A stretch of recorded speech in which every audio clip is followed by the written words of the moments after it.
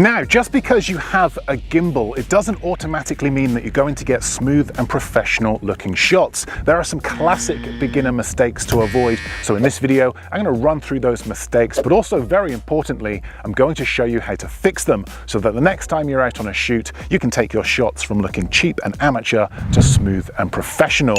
A big thanks to Zhiyun for sponsoring this video. Now let's jump straight in and start shooting some footage.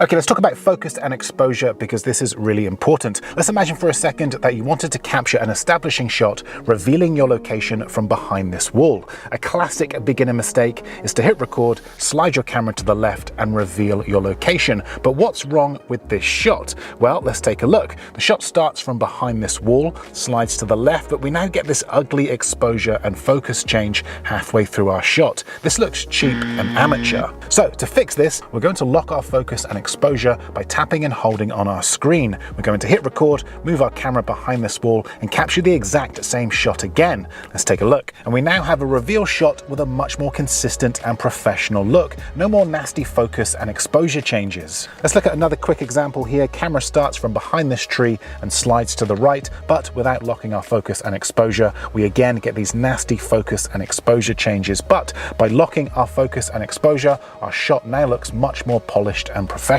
Okay, depth and foreground. Okay, here he is again, look, Mr. Beginner looking to capture a shot of this charming 16th century church. We're pushing forward and tilting up. Let's take a look at this shot. Well, it's not too bad, it could be worse, but there's just not much depth to this shot. So how can we fix this? Well, we can fix this by simply adding some foreground. If we shoot this exact same shot again, only this time a few feet to the right using these branches as foreground, we now add much more depth to this shot. These branches help reveal our focal point. They add more movement and make this shot look much more interesting. This is shot using the standard lens, by the way. We could also capture this again using the wide angle lens. This will add even more movement to this shot. And we could of course cut from our wide to our tight shot to really help keep our audience engaged. Okay, let's look at another example here. We have this shot sliding to the right. Not much foreground being used here. Let's take a look.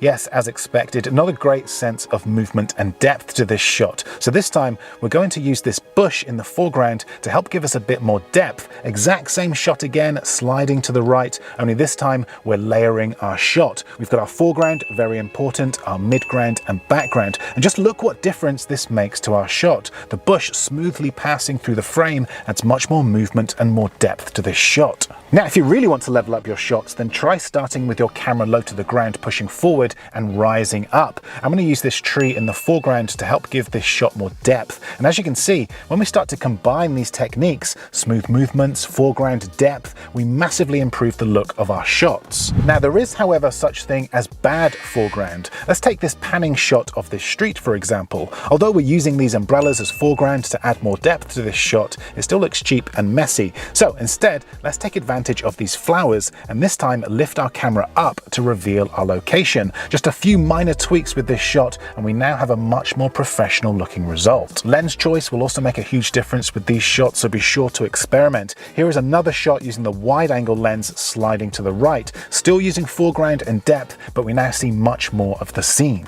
Holding your gimbal. Here he is again, look, Mr. Beginner holding his gimbal with one hand, pushing forward, not really putting any care or thought into the way he holds or walks using a gimbal. This will result in a nasty up and down movement, not a pleasant viewing experience, very distracting, and really ruins this shot. So this time we're going to hold our gimbal with two hands. The more points of contact you have on the gimbal, the smoother your shots will be. We're going to soften our impact on the floor when walking to create less impact, and just making these few simple adjustments, we now have a much smoother, more professional looking shot. And that's not to say that you should always be holding your gimbal with two hands. There are definitely some shots that are easier with one, but as a general rule, shoot using two hands on your gimbal for much more control and smoother movements. Revealing your locations. Okay, this tip is all about making your shots look much more intriguing and creating anticipation. So let's imagine for a second we wanted to capture a shot of these houses from across the street. We could push forward like this. This isn't bad, the framing is pretty good. These two trees add symmetry and depth, but there is definite room for improvement. So how can we make this shot look even better? Well, this time we could reveal our location. So instead of cutting to our shot, which doesn't really leave too much to the imagination. This time, let's start with our camera pointing up, push forward and tilt down to reveal our location. This instantly adds more intrigue, movement, depth and anticipation to this shot, allowing us to hold this shot for much longer and still hold attention. Let's see another example, only this time of this church. Here is the beginner version, simply pushing forward, not a particularly interesting shot and to be honest, kind of boring. However, this time we're going to push forward and tilt up to reveal our focal point. Still holding our gimbal with two hands for a much smoother shot. Let's take a look. And just look at what difference this has made to this shot. The grass adds much more color and movement. We start with the camera facing down, but then tilt up to reveal our focal point, creating a much more dramatic look and feel compared to shot number one. When it comes to gimbal moves, small changes make a big difference. A simple push forward like this versus a simple push forward but with an added tilt will make all the difference to your shot. One will feel basic and the other much more engaging. A time and a place for both, but if you're looking to level up your shots, start revealing your locations rather than just starting with everything in frame.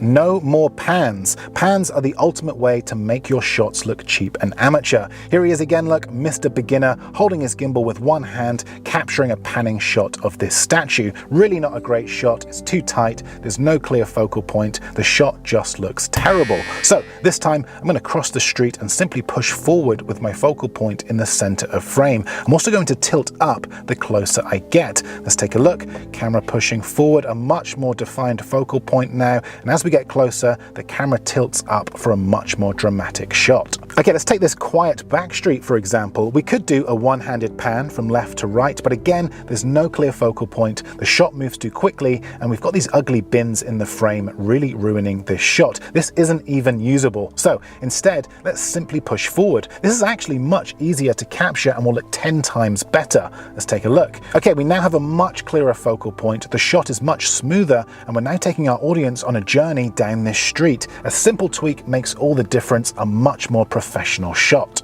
Also, you don't necessarily need to be walking with these shots, so instead of a nasty looking pan like this, simply slide your camera to the left or right using only your arms and upper body. Smooth, smaller, more subtle moves like this create an equally professional looking shot compared to a messy looking pan. Gimbal features. Now every gimbal will come with different features to help you get more creative shots, so it's really important that you make the most of them. A classic beginner mistake is to shoot using the same gimbal mode to capture the same shots over and over again. So look at what features and modes your gimbal has and take advantage of them. I'm shooting everything on the Zhiyun Smooth 5S today, which has a ton of great features, but by far one of my favorites is the AI tracking. So let's say you wanted to not only capture shots of your location, but also shots of yourself walking through that location, and this is a perfect feature to do it with, because using this tiny magnetic tracker that connects to the top of the gimbal like this, I can now have the gimbal track me wherever I go. It's a bit like having your own personal camera operator with you, allowing you to add much more movement to your shots when shooting solo. It also has gesture control, so instead of having to keep touching the gimbal to set up each shot, I can simply use gestures to tell it what to do. For example, the OK sign will make the gimbal lock onto me and keep me in the center of frame, or if I make a frame gesture like this, I can now position myself in the frame wherever I like. Adding just a few of these AI tracking shots throughout your B-roll sequences can really help take them to the next level.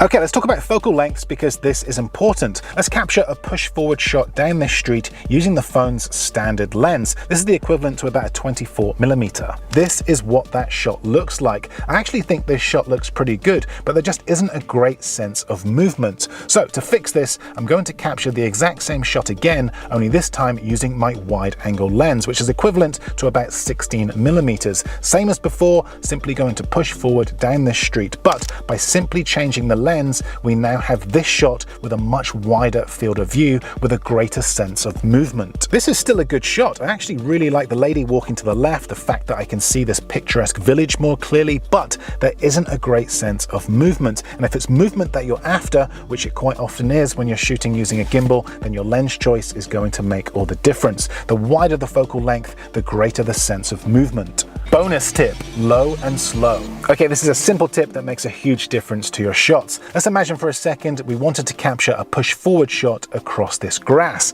Let's take a look. Yeah, not great. In fact, diabolical. This is a completely unusable shot. So instead, we're going to shoot low and slow. For this, I'm going to select slow motion, shoot using my wide angle lens and get my phone nice and low to the ground. Exactly the same again, I'm simply going to push forward, but from a much lower perspective. And we now have a much more usable shot. The camera pushing through the grass, slow motion, helping smooth everything out, allowing our audience to take in all the colorful flowers and this location. Let's quickly see another example, a push forward towards this French bar, semi-usable, but definitely not great. So let's make the most of these colorful flowers in the foreground by getting low and shooting slow. Much better.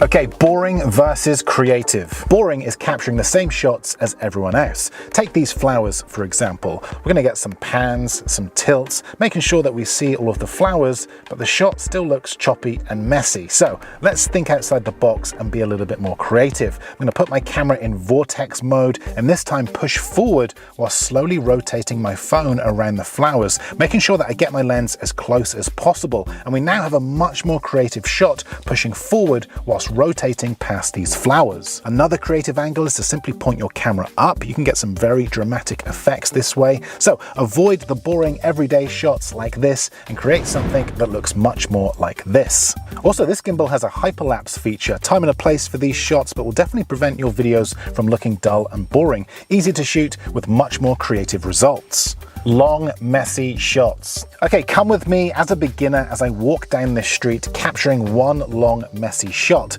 I'm gonna shoot this shop here, the shop over here, still recording. I'm gonna shoot this shop over here, and maybe some more at the bottom of this street. And this shot is just too long and too messy. So instead, I'm going to shoot 3 shorter clips with much more intent. For example, this slider shot revealing the street from behind this wall. A close-up shot of this shop sign with a slight parallax movement. And finally, a push forward shot of this house tilting up as I get closer for a much more dramatic effect. And we now have a short sequence of clips that edit together much better, creating a much more professional look and feel. Creative transitions. Okay, this is how a beginner will transition between one shot and another. They'll capture the first shot like this at one location, pushing down the street, for example. Then they'll go to another location, capture shot number 2. Then they'll take these 2 clips and simply cut from one shot to another. And this isn't particularly exciting or creative. So instead, we're going to shoot a much more creative transition. This time, we're going to push forward down the street, but then tilt down,